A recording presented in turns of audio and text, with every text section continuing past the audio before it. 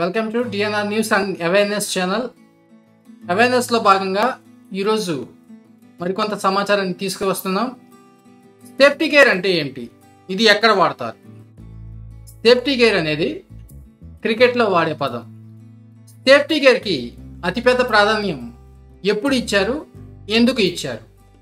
కొత్త రకం హెల్మెట్లు, neck guards ప్రవేశపెట్టిన సందర్భం ఏమిటి, దానికి గల కారణం ఏమిటి?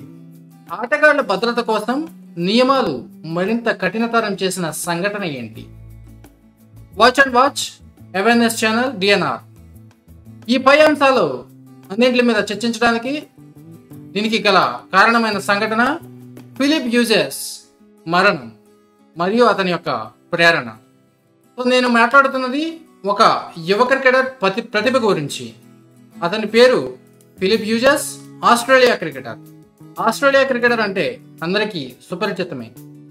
స్లెడ్జింగ్ చేయాలన్నా, ప్రపంచ కప్లు సాధించాలన్నా, పెద్ద పెద్ద టోర్నమెంట్లలో సత్తా చూపాలన్నా ఆస్ట్రేలియా క్రికెటర్లు అత్యంత ఉత్సాహంగా మైదానంలో దిగుతారు. అలాంటి ఉత్సాహవంతమైనటువంటి ఆస్ట్రేలియన్ క్రికెటర్లలో ఫిలిప్ హ్యూజెస్ ఒకడు. అతను ప్రపంచవ్యాప్తంగా అభిమానుల్ని హృదయాలను గెలుచుకున్నాడు. ఆయన ఒక జీవిత ప్రయాణం ఒకవైపు ప్రేరణ, ఒకవైపు విషాదంగా మిగిలింది. ప్రారంభ జీవితం 30 నవంబర్ 1988లో న్యూ సౌత్ వేల్స్లో జన్మించాడు ఫిలిప్ హ్యూజెస్. చిన్నప్పటి నుంచి క్రికెట్ అంటే అమితమైన ప్రేమ. 19 ఏళ్లకే ఆస్ట్రేలియా టెస్ట్ జట్టులో చోటు సంపాదించాడు. 2009లో దక్షిణాఫ్రికా టూర్లో వరుస టెస్ట్ ఇన్నింగ్స్లలో 2 సెంచరీలు సాధించాడు. ఆ వయసులో ఇది అసాధారణమైన ప్రతిభ కింద గుర్తించాలి. రాబోయే స్టార్గా అతన్ని ఆ టైంలో ఆస్ట్రేలియా అభిమానులు గుర్తుంచుకున్నారు. ప్రత్యేకమైన బ్యాటింగ్ స్టైల్ అతని సొంతం. చిన్న వయసులోనే అతను అంతర్జాతీయంగా వేదికలపై తన ప్రతిభను చూపించాడు. కొన్ని మ్యాచ్ల్లో విఫలమైన తిరిగి కష్టపడి జట్టులోకి చోటు సంపాదించాడు. దురదృష్టకర సంఘటన ఏంటంటే 2014 నవంబర్ 25న సిడ్నీలో షీఫీల్డ్ మ్యాచ్ అనేది జరుగుతుంది. ఆ మ్యాచ్లో భాగంగా 63 పరుగుల వద్ద బాగా బ్యాటింగ్ అనేది చేస్తున్నాడు. ఆ సమయంలో బౌలర్ సీన్ అబాట్ వేసిన ఒక బౌన్సర్ అతని బంతిని అతని హెల్మెట్ కింది భాగాన తాకింది. ఆ షాట్ తర్వాత కాసేపటికే మైదానంలో ఫిలిప్ హ్యూజెస్ కుప్పకూలిపోయాడు. వెంటనే ఆసుపత్రికి తరలించారు. 2 రోజుల పాటు డాక్టర్లు శ్రమించారు, కానీ ప్రయోజనం లేకపోయింది. చివరిగా 2014 నవంబర్ 27న కన్ను మూశాడు. అతని వయసు కేవలం 25 సంవత్సరాలు మాత్రమే. అతను మైదానంలో పరిగెత్తే తీరు ఒక చిరుతలా ఉంటుంది. ఒక ఆటగాడు ఒక క్రికెట్ టీంకి ఏం చేయాలో, అతిపెద్ద టోర్నమెంట్లు గెలిపించడానికి ఒక ఆటగాడు ఏం చేస్తాడో తక్కువ వయసులోనే అతను చేసి చూపించాడు. దానికి గుర్తుగా మైకెల్ క్లార్క్ కానీ, రికీ పాంటింగ్ కానీ, ఆండ్రూ సైమండ్స్ కానీ, క్లార్క్ కానీ, షేన్ వాట్సన్ కానీ వీళ్ళందరూ కూడా అతని ఆటకు మంత్రముగ్ధులయ్యారు. ఈ వార్త విన్న తర్వాత ఫిలిప్ హ్యూజెస్ మరణాంతరం ప్రపంచం షాక్లోకి వెళ్ళిపోయింది.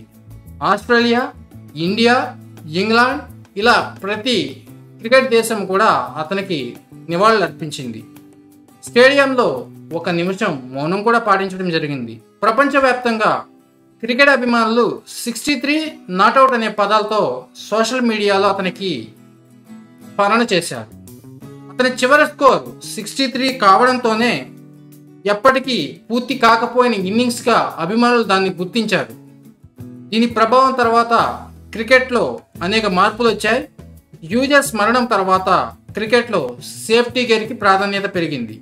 మనం ముందుగా చెప్పుకున్నాం సేఫ్టీ గేర్ అంటే ఏంటో, దానికి ప్రాధాన్యత కారణం ఏంటో అని. ఫిలిప్ హ్యూజెస్ మరణమే సేఫ్టీ గేర్కి ప్రాధాన్యత పెరగడానికి అతిపెద్ద కారణం. కొత్త రకం హెల్మెట్లు కానీ, నెక్ గార్డ్స్ కానీ ప్రవేశపెట్టడానికి ఈ ఫిలిప్ హ్యూజెస్ మరణమే అతిపెద్ద కారణంగా చెప్పవచ్చు. ఆటగాళ్ల భద్రత కోసం నియమాలు మరింత కఠినతరం చేశారు. అతని పేరు మీద స్మారక టోర్నమెంట్లు, ఫౌండేషన్లు ఏర్పడ్డాయి. ఇంతలో అతని చిరునవ్వు, క్రీడా స్ఫూర్తి అభిమానుల హృదయంలో శాశ్వతంగా నిలిచిపోయాయి. ఫిలిప్ హ్యూజెస్ మరణం తర్వాత మనం నేర్చుకోవాల్సిన అంశం ఏంటంటే జీవితం ఎప్పుడైనా మారవచ్చు. కాబట్టి ప్రతిరోజు కలల కోసం కష్టపడాలి, ఆనందాన్ని ఇతరులతో పంచుకోవాలి. ఇది ఫిలిప్ హ్యూజెస్ స్మారకార్థం నేను ఇస్తున్న సమాచారం. Phillip Hughes forever 63 not out. ఇది ఆయనకు మనం అర్పించే నివాళి. ఇతని కథను వినేటప్పుడు మన హృదయం గర్వంతోనూ బాధతోనూ నిండిపోతుంది. ఫిలిప్ హ్యూజెస్ నుంచి యువత నేర్చుకోవాల్సిన అంశం వయసు అడ్డంకి కాదు, కలలు నిజం కావచ్చు. విఫలమైతే లేచి నిలబడాలి, అదే నిజమైన ఆటగాడి లక్షణం. విజయం వచ్చిన వినయం అనేది వదలకూడదు. హ్యూజెస్ మరణం ఒక సందేశాన్ని పంపింది క్రికెట్ ఆటగాళ్ల కోసం. ఏమిటంటే భవిష్యత్తులో ఆటగాళ్ల ప్రాణాలను కాపాడే మార్గాన్ని తెరిచింది. ప్రతి నవంబర్ 27న అతన్ని గుర్తు చేసుకుంటారు. ఫిలిప్ హ్యూజెస్ తక్కువ కాలంలోనే ప్రపంచానికి ఒక గాఢమైన ముద్ర వేశాడు. ఫిలిప్ హ్యూజెస్ మనతో లేడు, కానీ అతని కథ మనకు చెప్తుంది జీవితం ఎప్పుడైనా మారవచ్చని. సో ఇలాంటి సంఘటనలు ఎప్పటికప్పుడు మీ ముందుకు తీసుకువస్తాం. మీరు మరింత ప్రోత్సాహాన్ని ఇవ్వాల్సిందిగా కోరుతున్నాం. And subscribe for your all groups and FB and Twitter.